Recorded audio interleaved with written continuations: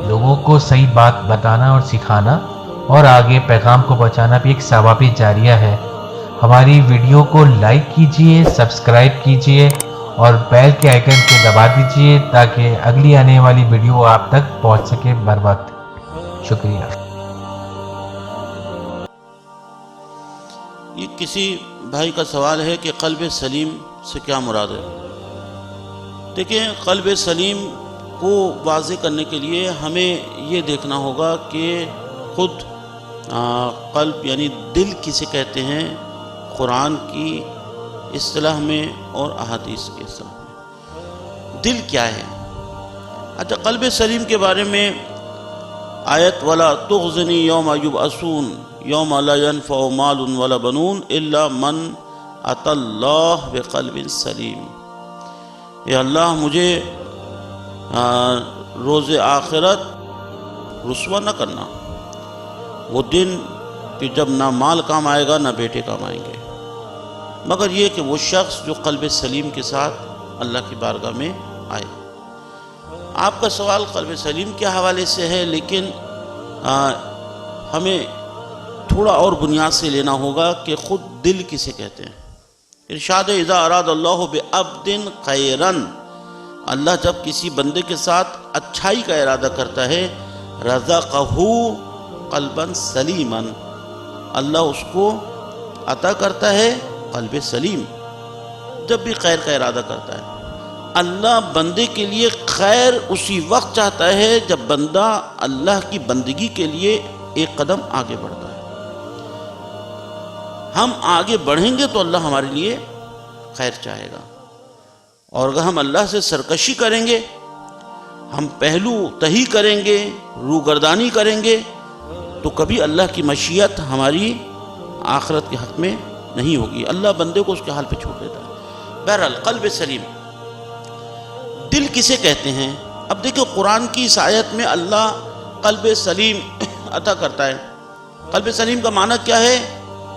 وہی قرآن کی آیت ان نسکی ومحیای ومماتی للہ رب العالمین، تسلیم قم، یعنی وہ دل کہ جس نے اپنے آپ کو خدا کی بارگاہ میں جھکا دیا ہو۔ تحکم یا الہی کیف شئت فانی قد رضیت بما رضیت، معبود جو تو حکم کرے وہی مجھے اچھا ہے۔ قلب سلیم۔ اچھا، تعرف الاشیاء بازدادہا، قلب سلیم کو سمجھنا ہے اس کی ضد کو لے لیں۔ مثلا قرآن کی آیت ہے فَبِمَا نَغْزِهِمْ مِيثَاقَهُمْ لَعَنَهُمْ وَجَعَلْنَا قُلُوبَهُمْ قَاسِيَةً، انہوں نے اپنے عہد کو توڑا، وعدہ خلافی کی، تو اللہ نے اس پر لعنت کی اور اس کے دل کو سخت کر دیا۔ اچھا، لعنت کب کی؟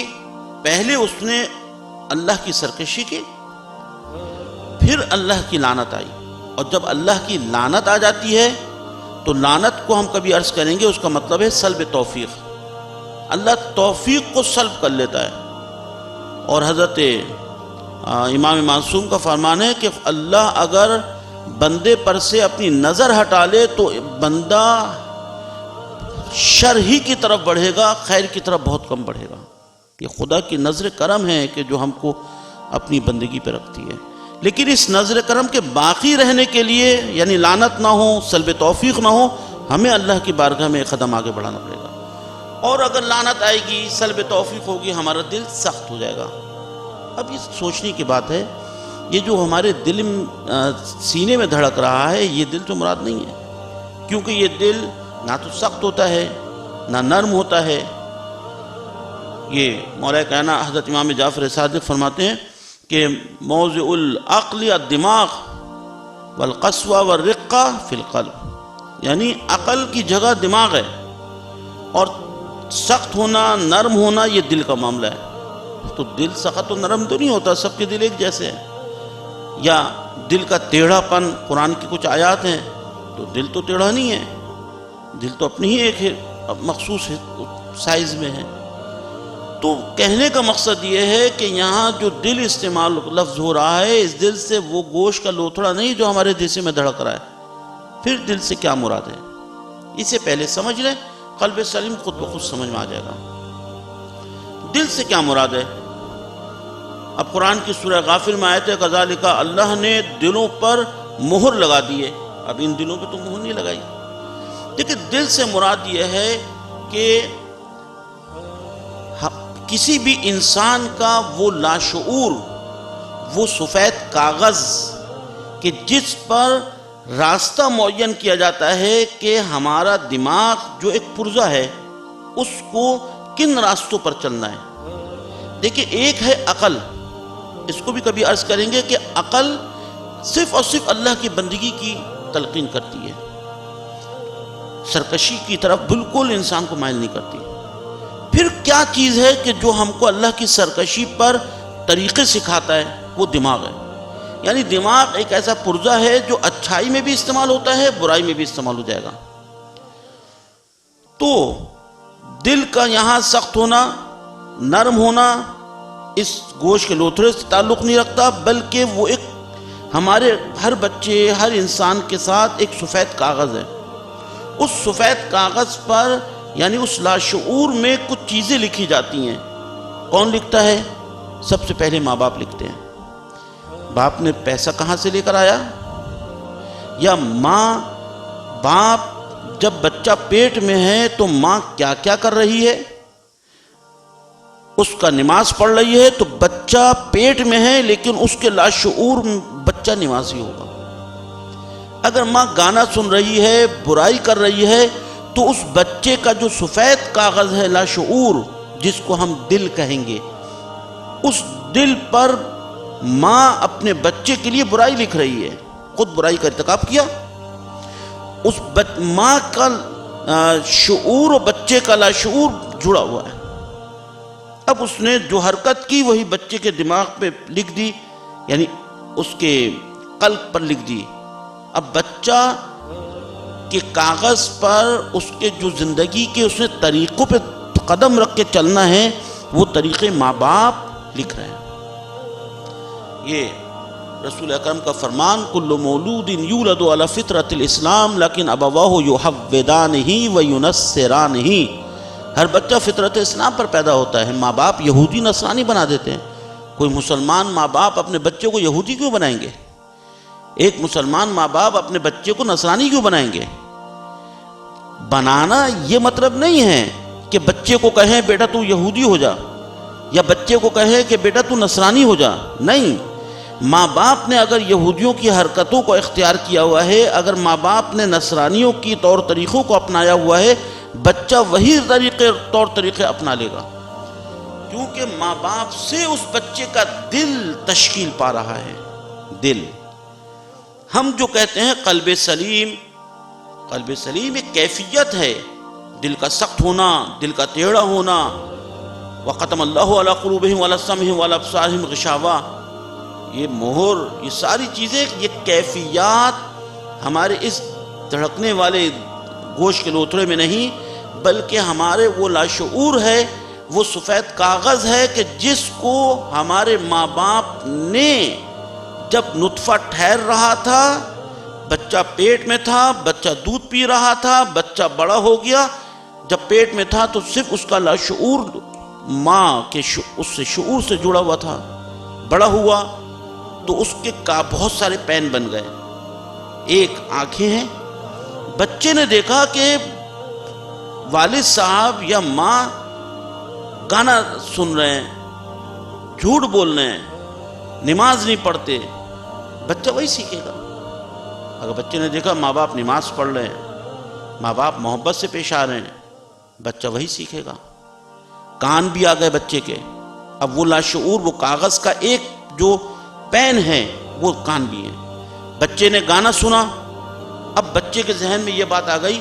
آپ لاکھ بڑے ہو کر کہتے رہے کہ بیٹا گانا سننا حرام ہے، لاکھ کہتے رہے، لیکن چونکہ اس کے وہ لاشعور میں آپ نے خود گانا سن کر اس کے لاشعور میں لکھ دیا ہے کہ گانا سنا جا سکتا ہے، برائی نہیں ہے.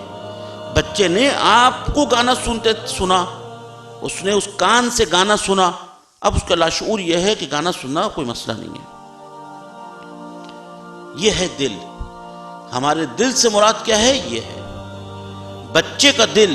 جو ہمارا بچہ ہے اس نے کس طرح کیا چیزوں کو اچھا سمجھے، کن چیزوں کو برا سمجھے، کس طرح زندگی گزارے کس طرح نہ گزارے یہ ہمارے ہاتھ میں ہے.